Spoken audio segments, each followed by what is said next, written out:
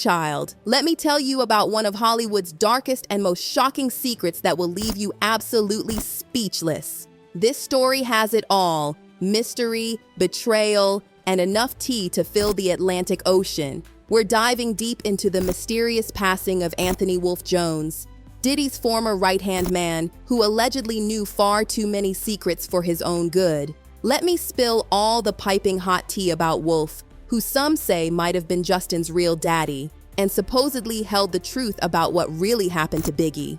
Get comfortable, because this story is about to take you on an emotional roller coaster. Picture this, darling.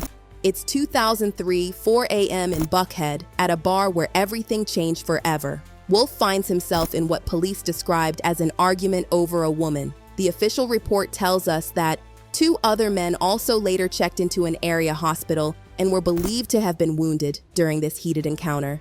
But honey, let me tell you something. Nobody has ever bought this convenient little story. The whispers about Diddy's potential involvement have never stopped echoing through these streets.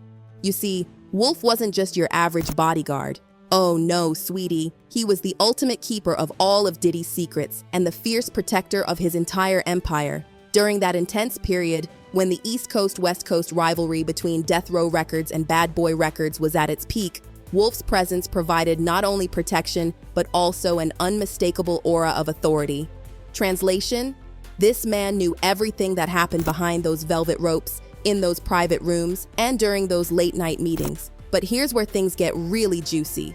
When Wolf allegedly decided he wanted to leave that life of crime behind and distance himself from Diddy, well, some say that's when his fate was sealed. The streets are buzzing with whispers that Diddy might have orchestrated his permanent departure, if you catch my meaning. And Chile, the timing of everything will make your jaw drop.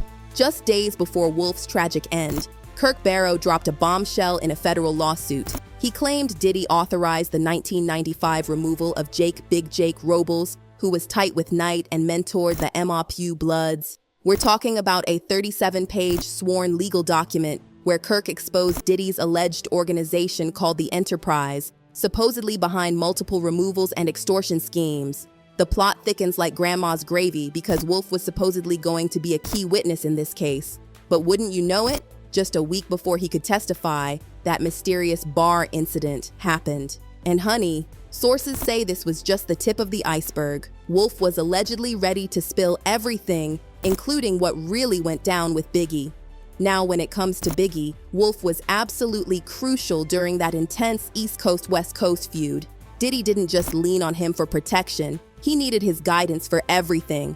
If anything needed to be done, whether to Biggie or anyone else on the other side, Wolf was the first person Diddy would run to, both for advice and muscle.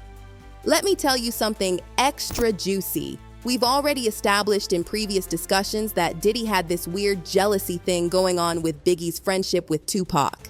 Apparently, Diddy was dying to be friends with Pac, but Tupac wasn't having any of it because he had zero respect for Diddy. The word on the street? Diddy actually started the beef himself and pushed Biggie to write beefy songs. He even dropped Biggie's single Who Shot Ya in 1995 because he knew it would get under Tupac's skin. Big was showing me a contract because I was saying to Big, Big was like, yo, Gene, I like you, I would take you with me, bruh, but you love that too much. I said, love that much? What the fuck you? I love it much. He said, yeah, you love him too much, bruh. I would take you with me. I said, nigga, how you gonna take me with you and you broke? He said, I'm broke. I said, yeah, broke, man. You owe Mike Gadget $30,000 for the system and them drop boxes he put in your truck. And he was like, yo, how you know that? I said, talk and run their mouth, Big. Yo, he said, oh. He said, but I'm about to get this money. So he showed me, I said, you about to get that money? He said, yeah, look at this.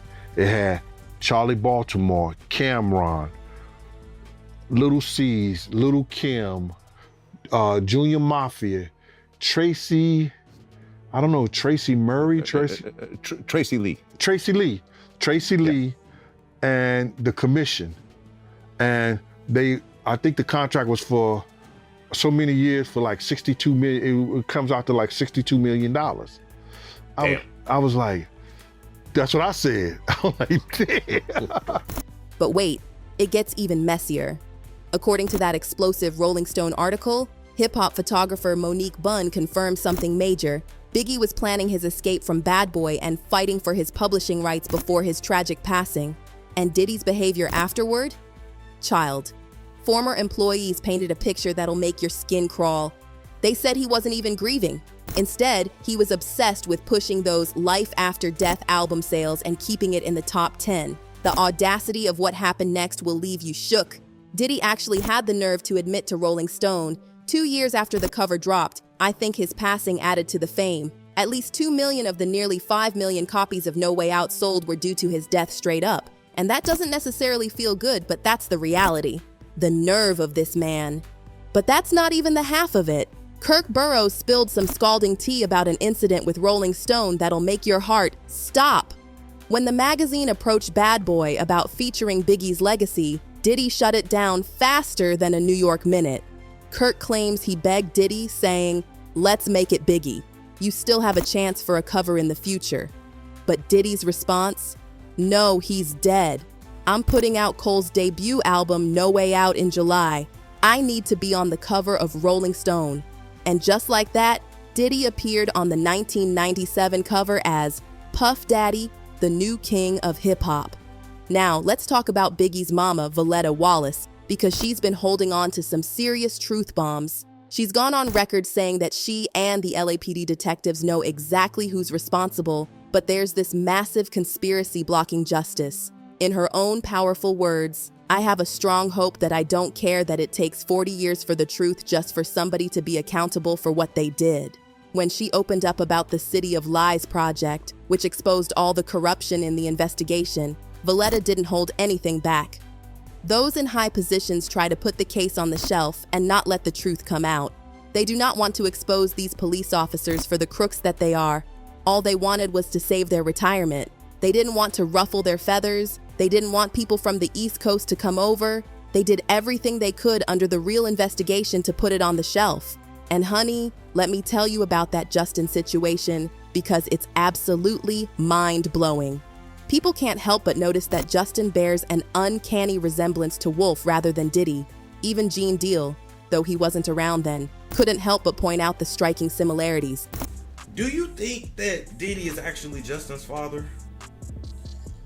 I wasn't there, but I make indie windows like, damn, how your son look like your best friend? If he like it, I love it. The streets are whispering that Diddy allegedly couldn't handle the embarrassment of Misa having Wolf's baby, so he decided to raise Justin as his own. And honestly, it wouldn't be completely out of character. Remember how he adopted Quincy when he was dating Kim Porter back in '94? Speaking of Misa, when she took Diddy to court in 2004, she released some serious tea. It hurts deeply. "This is the hardest thing I ever had to do. I'm very sad. I wouldn't have ever imagined it would have come to this." The perception Sean projects outside the courtroom is quite different from the truth. He wants the public to have a perception of him, but the reality is that I'm here asking for money. But honey, here's what makes everything even more suspicious. Misa was only getting a mere $5,512 a month to look after their son Justin, while Kim Porter was raking in a sweet $35,000 a month deal in child support for their son Christian. Now, why on earth would there be such a massive difference if both boys were supposedly Diddy's children? Something's not adding up here, and the numbers don't lie. And then there's the money situation with Wolf that'll make your head spin. Sources claim Diddy might have orchestrated that fatal night at the bar because he owed Wolf an absolutely astronomical amount of money. Think about it, Wolf was planning to leave that life behind, so Diddy allegedly saw no point in paying up. Instead, well, let's just say sometimes Hollywood problems have permanent solutions. The timing of everything is just too perfect to be coincidental. Wolf was allegedly ready to expose multiple earth-shattering secrets, from what really happened with Biggie to his possible connection to Justin, plus all those other alleged crimes that would make your hair stand on end. And just when he's about to start talking, bam, that bar incident happens. Let's connect all these dots, shall we? We've got Wolf, who allegedly knew all of Diddy's secrets and was possibly Justin's real father. He was about to testify in a major case about previous incidents, possibly knew the truth about Biggie's passing, and was owed a fortune by Diddy. Then suddenly, right when he's supposedly ready to spill everything, he meets his end in a random bar fight. The streets haven't stopped talking about this for years, and honestly, can you blame them? This story has more twists and turns than a mountain road, and each revelation is more shocking than the last. Was Wolf really about to expose all of Diddy's secrets? Did Diddy actually set up his supposed best friend? And what about those Justin rumors that just won't go away? One thing's for crystal clear. In Hollywood, sometimes your closest friends might be your biggest threats, especially if they know too much. The question remains, what really happened to Wolf that fateful night? Was it truly just a random argument over a woman, or was there something much darker at play? I'm absolutely dying to hear your thoughts on this. Drop your theories in the comments below because this tea isn't just hot, it's scorching. And remember, in Hollywood, the truth is often stranger than fiction.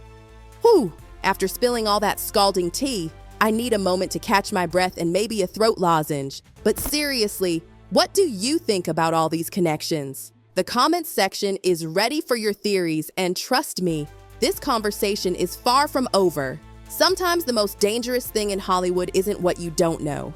It's what you know too well. And Wolf? Well, he might have known just a little too much for his own good.